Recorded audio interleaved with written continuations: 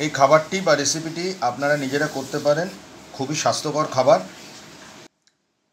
এমন কিছু আহামরি ব্যাপারও নয়। বাড়িতে বিট গাজর কেটে নিলেন টুকরো করে, তারপর মিক্সির যে ছোটো বাটি, তাতে কলা, আঙুর, ইচ্ছে মতন আপনি একটু কাঁচা হলুদ দিতে পারেন, আদা দিতে পারেন, আর কাজু বাদাম ভেজানো এগুলো দিতে পারেন। এই পেস্ট অতি মাত্রায় স্বাস্থ্যকর খাবার, মিনারেলস এবং ভিটামিন সবই পাবেন।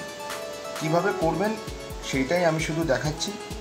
এবারে এইগুলো দিয়ে মিক্সির যে ছোট বাটি আছে সেই বাটিতে আমি ঢাকা দিয়ে দিলাম, দিয়ে আমি বসাবো নর্মাল এটাকে।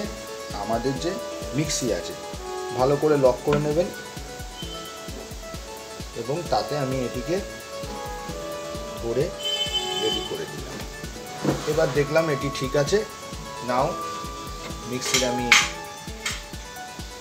আবার অন করে দিলাম, সুইচটি দিতে হবে, আশা করছি চলবে।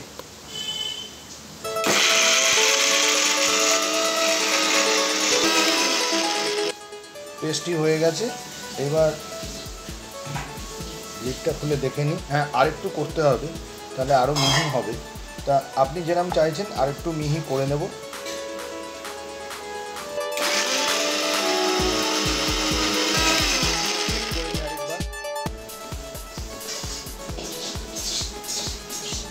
আরও সামান্য একটু দিতে হবে।